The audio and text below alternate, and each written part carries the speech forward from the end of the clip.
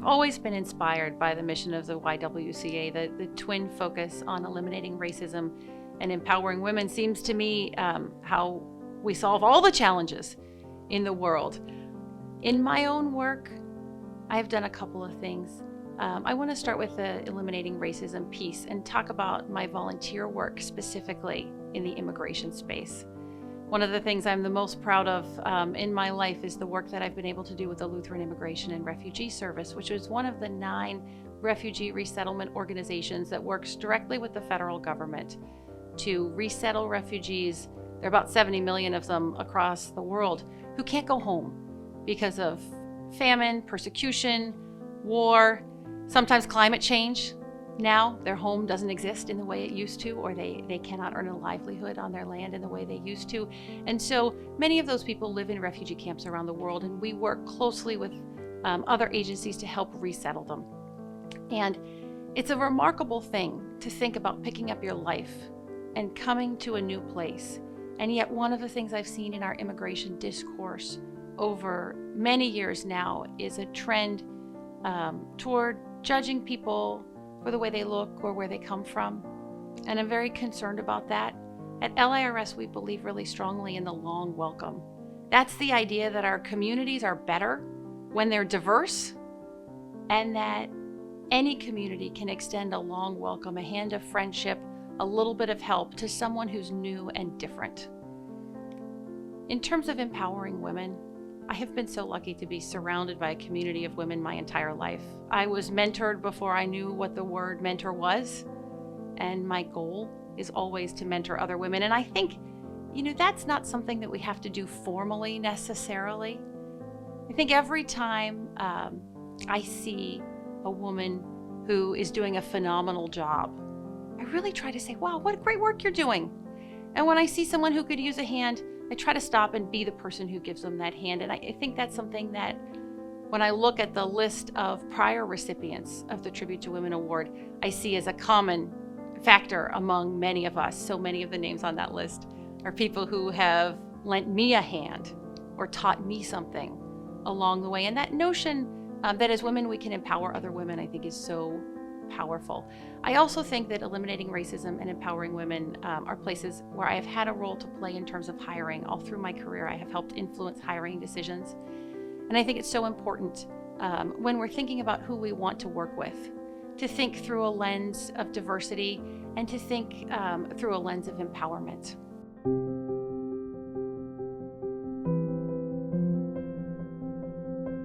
The first and most important woman who has always encouraged and supported me was my mother, Nancy Baran, an attorney and really focused on compassion in a way that taught me so much.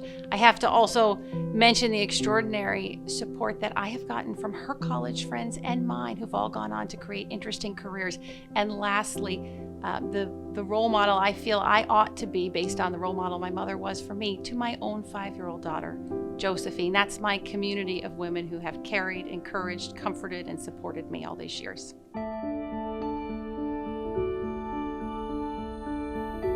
If I were to give advice to someone following in my footsteps, I would focus on a couple of things. First, be curious. Second, have a plan. Right? Know where you want to get to. So there's this wonderful book by Shelley Archambault that's relatively new, and it's called Unapologetically Ambitious.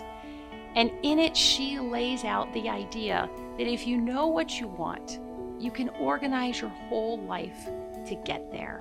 And you can study your goal and figure out how others have achieved it, and you will achieve it too. And not only does she put forth this theory, but she lived it. And the story of her experience and her triumph is in the book. I really encourage everyone to read it. She talks about mentorship. And I have been so lucky to be surrounded by a community of formal and informal mentors. And one of the things that really resonated for me in that book is the notion that you can create informal mentors everywhere. And I realized that's something that has really helped me in my career. I find that if you want to know something, people are so generous. And if you pick up the phone or you walk into someone's office or you send an email and say, I'm trying to figure this out, can you help me? You will almost always get a positive response. And if I then follow up with that person and say, here's how it went, what do you think? All of a sudden we're in a mentoring relationship. without my having asked them to be a mentor or their having agreed to anything. And I have found that that notion of cultivating your informal mentors has been so powerful for my career. So for anyone else, I would say, get those mentors, whether they're formal or informal, and then also be a mentor. One of the most powerful experiences across my professional life has been the opportunity to help, especially other women. I'm drawn to helping other women and problem solving a little bit, trying to think about how can we get to where we want to go. And then lastly, I would highlight the notion that if you're going to choose a life partner, choose carefully. Choose someone who will always do 51% of the work. All of the things that I have gotten to do in my life that have been so much fun, things like the boards I serve on, would not have been possible without my choice of a life partner, my husband, Anthony, who has always been willing to do at least 51% of the work, usually 99% of the work, and has allowed me to do so many things that add richness and growth to my own life. And so that's my last piece of advice for someone who would come after me. Choose that life partner carefully if you're going to pick one, because it will make a big difference.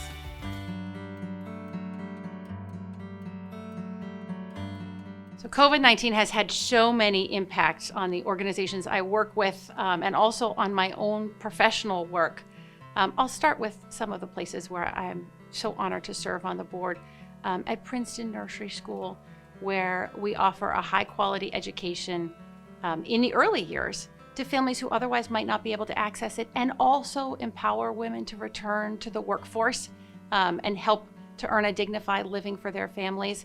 It is so hard to operate a nursery school in this time, and I have been so incredibly proud of our staff and our board as we have problem solved our way through innumerable obstacles. You know, one of the big things that we have seen in this time is that education is so critical, especially in the early years. And when kids do not have access to education in person, it really makes a difference, especially the children who have the fewest natural advantages. And so when I think about families who might not have internet at home, and so they would not be able, for example, to Zoom into a classroom, or they wouldn't necessarily have a parent sitting next to them helping them navigate the classroom. I am so grateful for the way that we have worked at Princeton Nursery School to try to keep our kids in school. But it's been a challenge. And there have been weeks when we have had to close the school in the short term to ensure the health of everybody, every family member, every staff member, every child. And that's been a real challenge. And my hope as we go forward is that we have learned so much about what our families need. And even if we have some more of those moments where things do get difficult, we've learned some ways to support our children and our families that will help us make sure that they gain all of the learnings that they should in those important years, 3 and 4 years of age.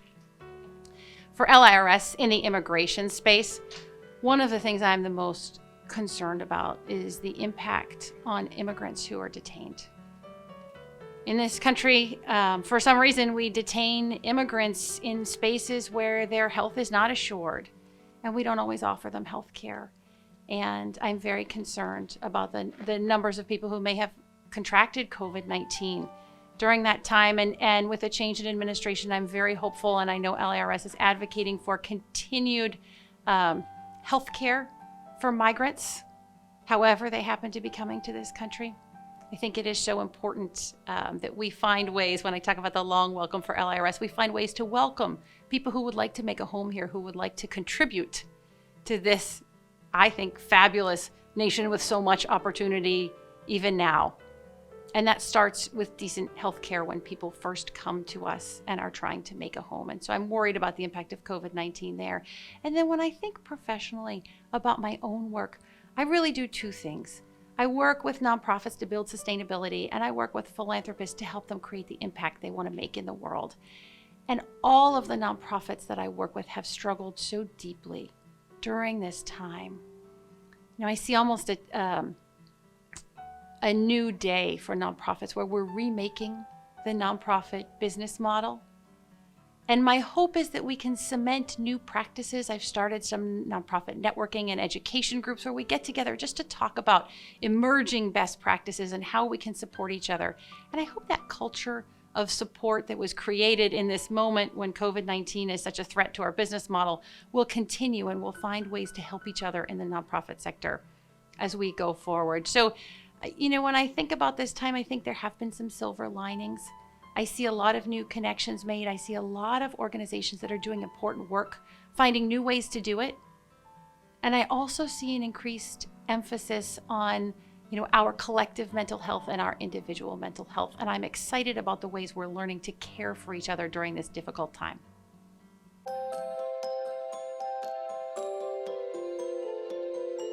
I'll continue to advance the mission of the YWCA in my commitment, which so far has been one of the great joys of my life, to mentor other people, especially women, to hire in a way that's diverse, to encourage people, whoever they are and wherever they come from, to think about big things, to encourage people from all over the world to find a home here, and to add the joys of their own cultures to all of the things that we know make this country so interesting and strong.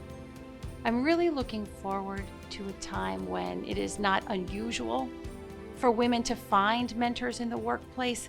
But right now, my primary commitment is to making sure that women, and in this difficult time during COVID, parents in general, have a support system, have people to go to and say, I'm struggling. What do I do? And so for me, and I hope for all of us who are so honored by this incredible award, we will make a commitment to continue to be mentors, to take an active interest in the lives of others, and to use the networks that we bring and the skills that we have to help others, especially other women, advance to whatever it is that they want to do with their lives.